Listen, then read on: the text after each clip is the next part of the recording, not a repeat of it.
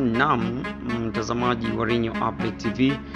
Ni wakati mwingine ambapo tunakupitisha tena katika elimu ya soka, hasa kulijua zaidi soka la Tanzania, lakini pia historia ya hivi vilabu viwili vikongwe zaidi ama vikubwa hapa nchini Tanzania. Kuna picha moja ilikuwa inazagaa katika mitandao ya kijamii. Hii picha inaonyesha wachezaji, lakini ni picha ni footage ya zamani sana, ikionyesha kwamba Simba walicheza na Yanga tarehe 5 mwezi wa 3 mwaka 1941, na Simba wakashinda kwa goli 12 kwa bila dhidi ya Yanga. Moja kati ya watu mashuhuri sana hao wakiwa na habari katika habari za udadisi na uchunguzi wa hali ya juu, lakini kwa sasa ni afisa habari pale katika klabu ya Azam FC, Azam Football Club. Huyu ni Zakaria Thabiti Chumwi ama Zaka za kazi. Yeye akatoka na kuweza kuidadavua zaidi hii picha, akisema huyo nambari 8 hapo ni King Kibadeni, ambaye yeye alichezea Simba kuanzia mwaka 1971 hadi mwaka 1978. Kwa hiyo hii haiwezi kuwa kweli. Lakini jambo la pili, mwaka 1941 hizi timu hazikukutana kwa sababu Simba ambayo wakati huo ikiitwa Sunderland ilikuwa haijapanda daraja, ilikuwa daraja la pili. Anaendelea Zakaria Thabiti Chumwi, Zaka za kazi, anasema ni hivi: kulikuwa na ligi iliyoitwa Ligi ya Dar es Salaam ikisimamiwa na chama cha soka cha Dar es Salaam DFA. Wakati ni DFA kabla ijawa DRFA. Ligi hii ilianza mwaka 1929 na haikuwa na mchezaji hata mmoja Mwafrika. Wote walikuwa wazungu na hata timu zote zilikuwa za wazungu. Waafrika walikuwa washangiliaji tu. Mwaka 1933 ndio mara ya kwanza kuwa na wachezaji wa Afrika, na walikuwa wawili tu wakichezea timu ya mchanganyiko wa Waarabu na Wahindi iliyoitwa New Strong kutoka mtaa wa New Street ambao sasa ni Lumumba. Mwaka 1935 ndio timu ya kwanza ya Afrika ikashiriki ligi, ilianza daraja la pili kwa sababu wakati huo madaraja yalikuwa mawili tu. Timu hiyo iliitwa New Young na ilitokana na timu ya kwanza Afrika iliitwa Jangwani FC ambayo ilianza mwaka 1921. New Young ikashinda ubingwa daraja la pili na kupanda hadi daraja la kwanza. Mwaka 1936 ikashiriki daraja la kwanza lakini ikashuka daraja. Ukatokea mpasuko mkubwa, kundi moja likiwalaumu viongozi kwamba walitumia vibaya michango ya wanachama na kushusha timu. Kundi lingine ambalo ndio la viongozi lilisema hawakufanya vizuri kwa sababu walidhulumiwa sana na waamuzi kwa sababu ya ubaguzi. Waamuzi wote walikuwa wazungu na walizipendelea sana timu za wazungu wenzao. Wale wengine wakajitenga na kuanzisha timu yao walioiita Stanley FC. Waliita hivyo kwa sababu walianzisha mtaa wa Stanley ambao sasa ni Agrey. Wale waliobaki wakabadili jina na kujiita Young Africa, wote wakawa daraja la pili. Mwaka 1938 Young Africa wakapanda daraja. Mwaka 1939 Stanley FC wakaungana na timu ya Waarabu iliyoitwa Arab Sports Club na kuzaliwa timu mpya ya Sunderland FC. Hii Sunderland ikaja kupanda daraja mwaka 1943. Kwa hiyo hawakucheza mechi yoyote kuanzia mwaka 1939 pale Young Africa ilipopanda daraja. Wadau wakaendelea kuchanganua mambo. Asema kuna mdau hapa akasema, kutokana na hii historia kaka, naomba unipe jawabu kwa nini Simba inajinasibu kuwa ilianzishwa mwaka 1936 na Young Africa kuanzishwa mwaka 1935. Naomba msaada. Zaka za kazi akaandika, mwaka 1936 ndio walijitenga. Stanley FC ilianzishwa baada ya kujitenga kutoka New Young. Kwa hiyo walianza mwaka huo, maana yake wanatumia historia Stanley FC.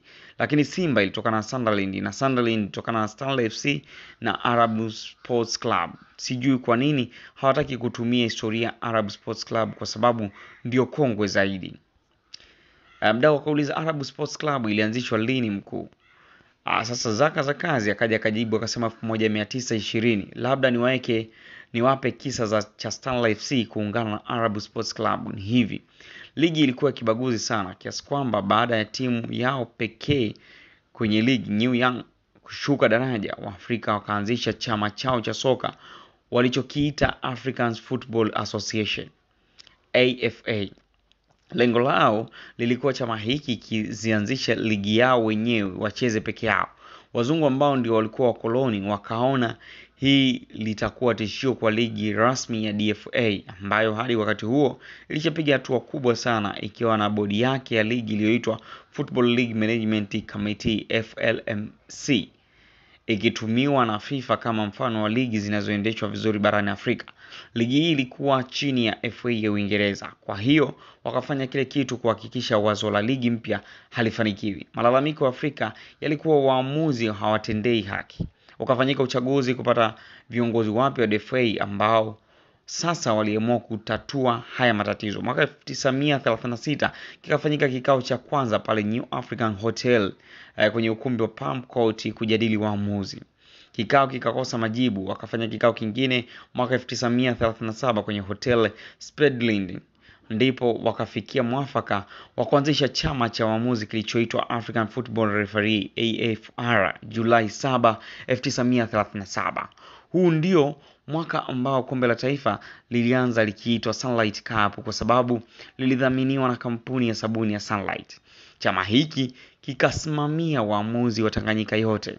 Angalau kidogo hali ikatulia, na mwaka 1938 Young Africa ikafanikiwa kupanda tena daraja la kwanza. Hata hivyo, Waafrika waliendelea na wazo lao la kuanzisha ligi yao. Wakoloni wakaona hii kazi bado mbichi, wakampa kazi meya wa Dar es Salaam kulizima wazo hili. Meya huyu Muhindi aliitwa Ghulam Rasul alishindwa hii kazi na kutolewa. Akaletwa meya mwingine alihamishwa kutoka Tabora, Ahmed bin Saleh. Yeye ndo akawa hovyo zaidi, kwani aliungana na Afrika katika kikao kilichofanyika Kariakoo United Hall Club na wakamchagua kwa mwenyekiti wa chama cha soka cha Afrika AFA, na akatangazwa kwamba ligi ya Afrika itaanza Februari 27, 1939. Wakoloni wakakerwa naye, wakamfukuza kazi. Wakamleta meya mwingine Mwarabu aliyeitwa Mohsin. Huyu ndiye alifanikiwa kuwa wazo la Afrika kuwa na ligi yao. Yeye kama Mwarabu, timu yake asili ilikuwa Arab Sports Club. Kwa hiyo akatumia mamlaka yake kwa rubuni Stanley FC ili waungane na Arab Sports iwe timu moja. Wakati huo Stanley FC ilikuwa maskini sana. Kuungana na Waarabu kungewafanya kuwa angalau na hela kidogo za kujikimu, wakakubali. Ndipo mwaka 1939 Stanley FC na Arab Sports Club zikaungana na kuzaliwa Sunderland. Nguvu ya Afrika ikavunjika kwa sababu Stanley FC ilikuwa moja ya timu mbili kubwa sana za Afrika. Kitendo cha kukubali kuungana na Waarabu kikawa kimewasambaratisha Waafrika na harakati zao za ligi yao. Na huo ndio mwanzo wa asili ya upinzani wa Young Africa na Sunderland, kwa sababu ilionekana wamesaliti wazo la kuwa na ligi ya Afrika. Hapo ndo vita ama uhasama ukaanza, ama utani wa jadi ukaanza baina ya Young Africa ambao ndo sasa ni Yanga na Sunderland ambao kwa sasa ni Simba Sports Club. Makala hii ama ufafanuzi huu umeandikwa na nguli kabisa wa habari za michezo. Huyu si mwingine ni Zakaria Thabiti Chumwi Zaka za kazi, ambaye kwa sasa ni afisa habari pale katika klabu ya Azam FC ya jijini Dar es Salaam, ikiwa na viunga vyake pale Chamazi Complex. Asante, endelea kusubscribe katika YouTube channel yetu Rinyo Update TV kwa taarifa nyingi za kimichezo.